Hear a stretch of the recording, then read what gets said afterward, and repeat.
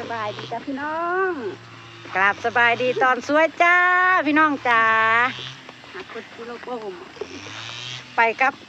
สาวสวยมือนี้พี่น้องป้าบั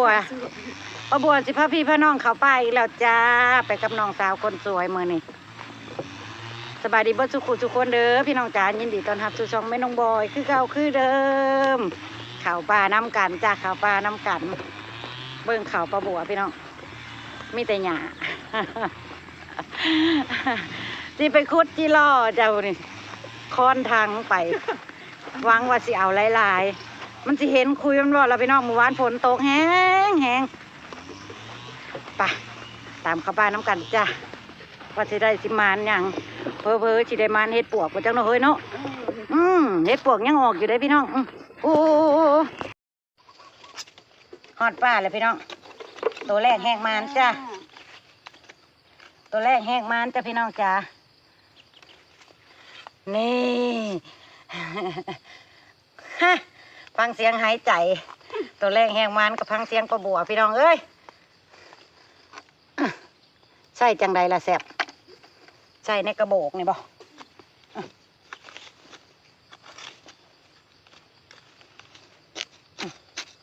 ไปพี่น้องไปต่อจ้ะขุดไปเรื่อยพี่น้องขุดไปเรื่อยก็ได้ขุดอยู่ได้พี่น้องเอ้ยเพิ่นยังบ่ทันได้ออกมาเฮ็ดคุยใหม่อยู่ยังอยู่คือเก่าอ้นจะบอกแก๊กๆอยู่คือเก่านี่โตอ้วนๆนี่พี่น้อง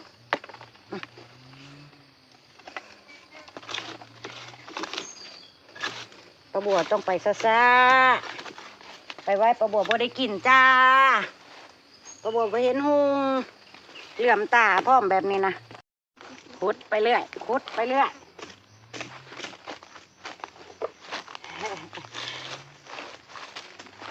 ขุดไปเรื่อยๆเนาะพี่น้อง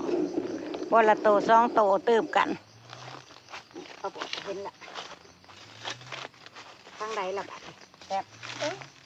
ข้างใดหูมันนี่มันเป็นแบบนี้มีสองหูแปดบ่หูพวกอันเลยนี่ดิอันนั้นเลยช่อมันไม่เห็นปวดช่อมันเลยไม่โนนนะมัวโนนนะมันเป็นโนนโพดจะกกขึ้นนะมองเขาเก็บมุนพูดเห็นเด้เพราะมันกำลังเป็นลูกค้าขยายอยู่บ่ตัดจิม่วนได้หันน้องพี่น้องพอแบบนะคือจิม่วนในหัวใจหนูเลยเนาะโอ้ยเด็กคุดลายๆเด้มองเป็นแป่นนั่นนี่พี่น้องเลยจังบ่มียุงตักอึดแท้นี่ดินี่ก็แม่น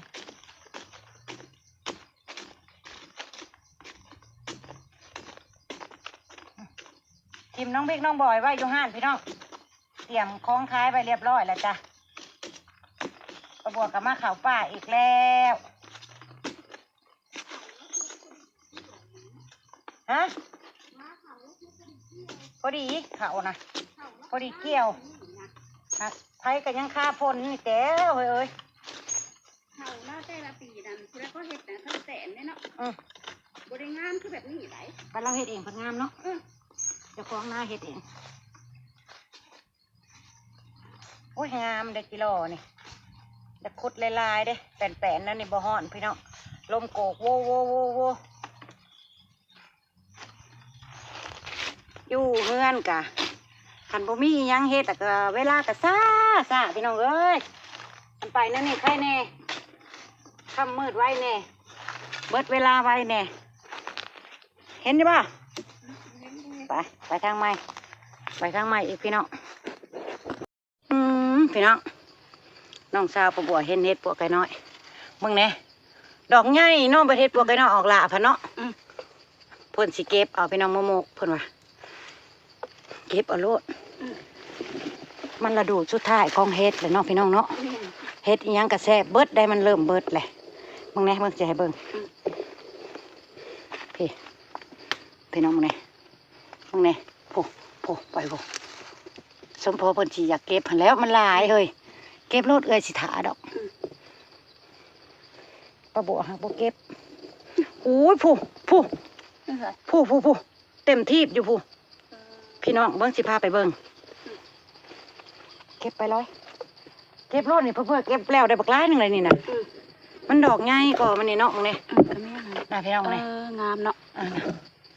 ดอกบักง่ายนึงเก็บเด็ดตีนรถเลยสิถ่าดอกอุ้ยพี่อุ้ยเอาเบิร์ดนี่ได้มกบักง่ายได้แกงบักง่ายพี่น้องมึงเนี่ยเห็ดปวกอีลีคือบ่พ่อจ้ะเห็ดปวกยุ่นนี่ก็เห็ดปวกไก่น้อยเนาะลืมปลาบวกกับว่าไปมาสิพาไปเบิ่งอีกจุ่มหนึ่งเพิ่นเห็นแต่ในนี่แต่ทางนี้เพิ่นบ่ทันเห็นปลาบัวใส่กล่องมาเห็นข่าวเต็มอยู่เบิ่งแม่นบ่คิดว่าแม่นอยู่นะนี่ป้าแซมงามแบบในหันแหละนี่พี่แต่ดอกอวบๆพี่น้องมึงไหนพี่น้องน่ะพี่น้องสาวเพิ่นเก็บไปออกไปเบิดมึงไหนพี่น้องคันเฮ็ดปวกเขาดอกลายป่านนี้ป้าดปลาบัวล่มเลิกการคุดจิล่อหรอแหละมึงจะให้เบิ่งแกงบืดปลาบัวก็ได้นะมึงไหนป่นอยู่ในป่าหญ้านี่มีแต่เฮ็ดปวกไก่น้อยนี่พี่น้อง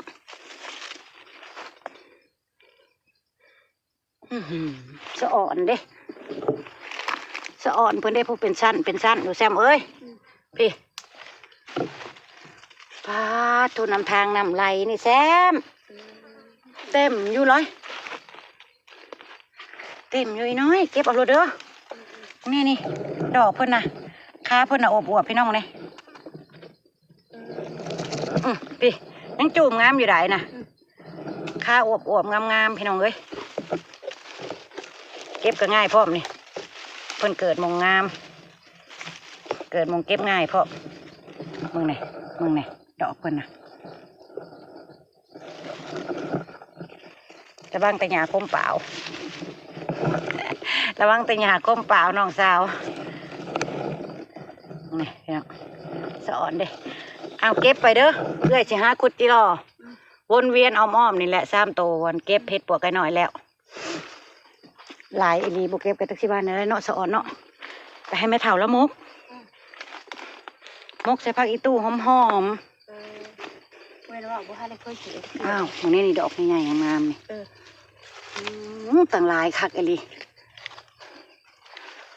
มันหวานเลยเนาะถ้ามันจุ่มๆนะเนาะให้น้องสาวเพิ่นเก็บไปพี่น้อง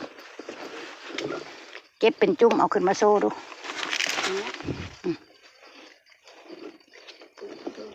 เอาจุ่มงามๆขึ้นมาโซ่ดูจากจุ่มโซ่ให้พี่ให้น้องเห็นมั้งดูยุบมาหลด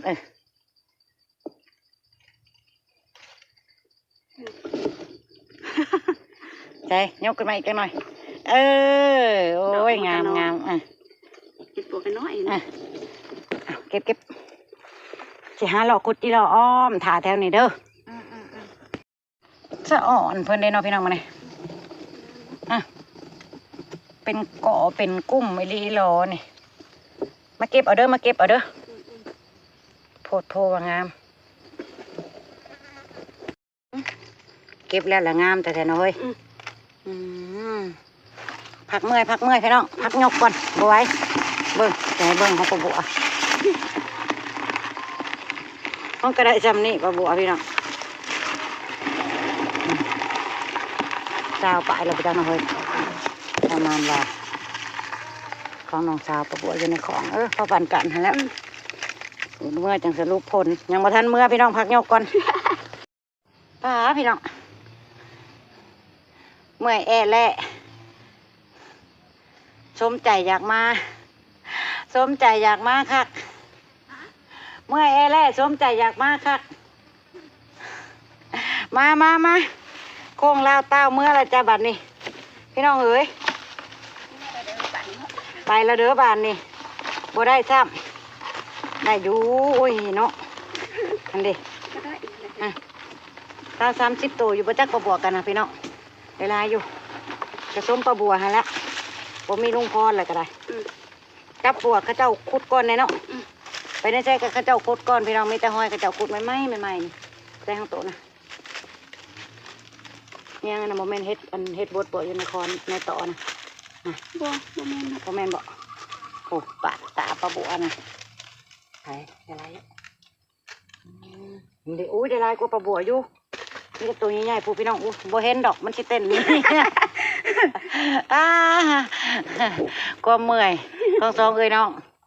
ไปกันลองซองมือนี่เฮ็ดปวกแล้วก็สิชุกข้าวตันนี่แหละแดดก็เราก็เดียเนาะ